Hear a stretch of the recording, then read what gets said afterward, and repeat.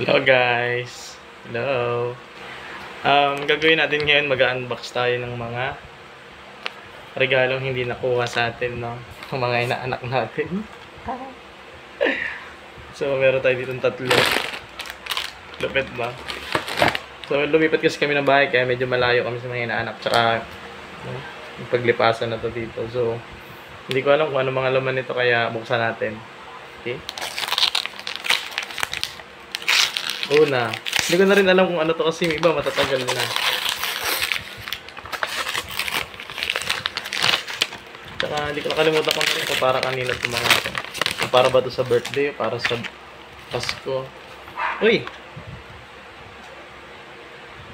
Okay, para siya mga school supplies. And then,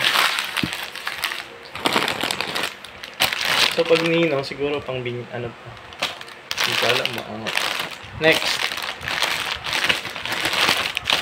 Ito matagal na, medyo ali-alikabot na. Kanina kaya ito. Ganda. Ayan.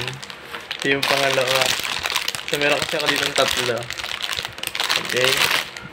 Isang panlalaki, isang pambabae.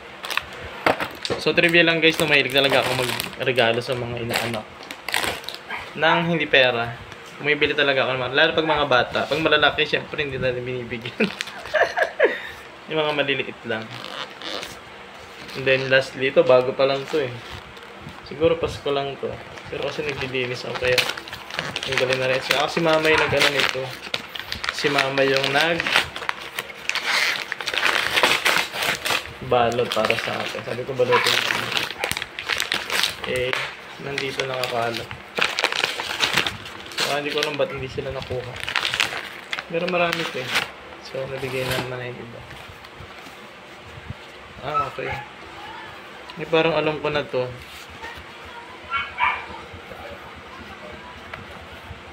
Stop to yata to eh. Kasi recent lang. Kakaalala ko. Ay, no, ito tama. Para yata ito sa ano. So, ito yun yung mga regalo natin na in-unbox today. So, panlalaki, pambabae, yata yan. So, pwede rin panlalaki yun. Unisex naman naman. Tapos, itong